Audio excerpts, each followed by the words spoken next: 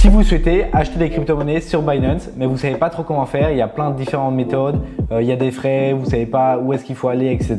Je vais tout vous montrer dans cette vidéo, donc c'est parti directement sur mon écran. Lorsque vous êtes sur Binance, ici vous voyez en haut à droite dépôt. Vous allez cliquer dessus et là différents choix s'offrent à vous. Le premier, c'est si vous avez des crypto-actifs, donc si vous voulez déposer directement via la blockchain. À mon avis, ce n'est pas votre cas, vous voulez plutôt en acheter parce que vous n'en avez pas encore, donc on vient plutôt dans cette catégorie, je n'ai pas de crypto-actifs. Il y a trois choix. Le premier, c'est trading peer-to-peer. Donc ça va être tout simplement entre particuliers. Vous allez vous échanger des euros contre des bitcoins ou ce genre de choses. Il y a acheter des crypto-monnaies directement en espèces ou alors il y a déposer de l'argent en euros, etc.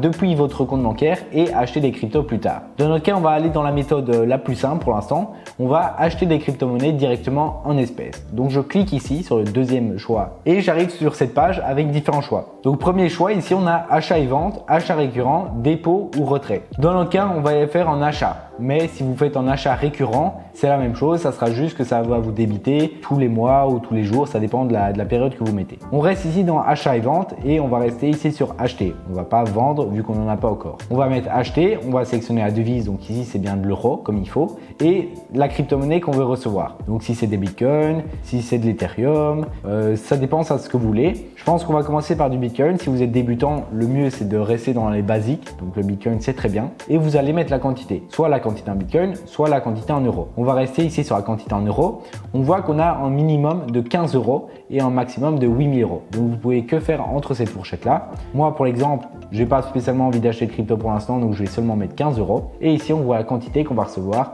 en BTC. On a ensuite ici payer avec, et c'est là que ça va être important de choisir la bonne option. Ici on a Paymonade. Je sais même pas ce que c'est parce que c'est un service tiers avec qui il a des accords. En gros ça va se faire en externe à Binance. Moi je vous recommande pas du tout de faire ça parce qu'il y a les mêmes options mais en interne. Donc c'est la meilleure option, c'est l'option card, donc directement par carte bancaire ou alors par Google Play. Ou alors portefeuille, ça c'est si vous avez déjà mis des euros dans Binance, mais c'est pas le cas. Et Apple Pay, pour l'instant c'est indisponible, mais normalement c'est disponible. Dans mon cas, je pourrais mettre Google Play parce que c'est le plus simple, c'est le plus rapide, mais je vais mettre card pour que ça corresponde à tout le monde. Je confirme et ici j'ajoute tout simplement une nouvelle carte. J'ai cette fenêtre qui s'affiche, me demandant du coup mes informations de carte bancaire. Donc ici je viens de remplir toutes mes informations, je vais les flouter, mais du coup c'est à chaque fois votre numéro de carte, la date d'expiration et le CVV, donc c'est les trois chiffres à l'arrière de votre carte. Il va vous demander du coup l'adresse, donc normalement c'est l'adresse que vous avez mis de base, c'est l'adresse de facturation, le nom il est déjà pré-rempli et donc vous pouvez tout simplement confirmer. Je fais une petite interruption pour te dire que si tu aimes le contenu que je propose, n'hésite pas à liker la vidéo et aussi à t'abonner, ça m'aide énormément. Merci à toi. Dans mon cas ici, il va me demander quelques vérifications nécessaires, donc c'est juste des mesures de sécurité. Donc en fait je vais activer le service Fiat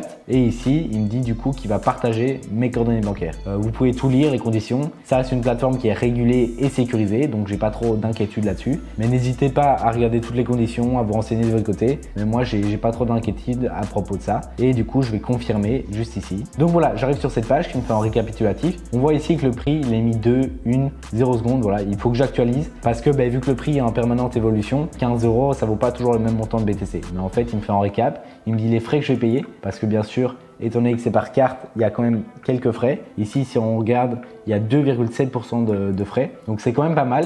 C'est pour ça que à la fin de la vidéo, je vais vous montrer comment éviter tous ces frais en passant par un virement bancaire directement. Donc si vous préférez passer par un virement bancaire, je vous montre ça à la fin de la vidéo. Et du coup ici, je vais mettre actualiser pour qu'il me montre, voilà, ça a changé un petit peu les chiffres et je vais confirmer tout simplement la transaction. Donc là, je passe par Revolut et il me demande une petite vérification directement via ma banque. Donc c'est quelque chose de totalement normal. J'accepte. Et voilà, mes 15 euros de BTC sont bien arrivés sur mon compte. Et maintenant, du coup, je vais vous montrer la deuxième technique qui consiste à avoir beaucoup moins de frais et qui pour moi, c'est celle que je privilégie. Donc vous réappuyez sur dépôt comme ici.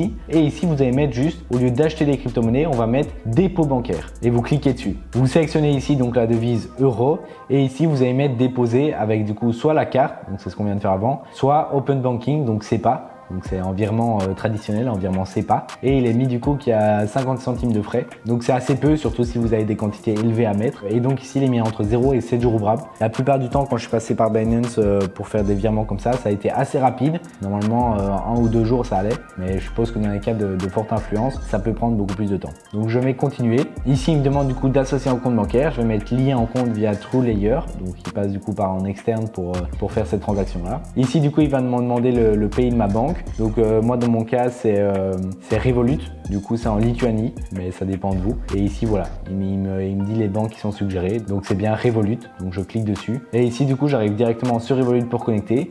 Vous dans votre cas si c'est pas Revolut, ça sera autre chose, mais ça vous demandera tout simplement le nom de la banque et ça sera super simple à faire aussi. Voilà, je vais pas aller jusqu'au bout parce que de toute façon c'est Revolut, c'est des informations assez confidentielles et je devrais flouter tout ça.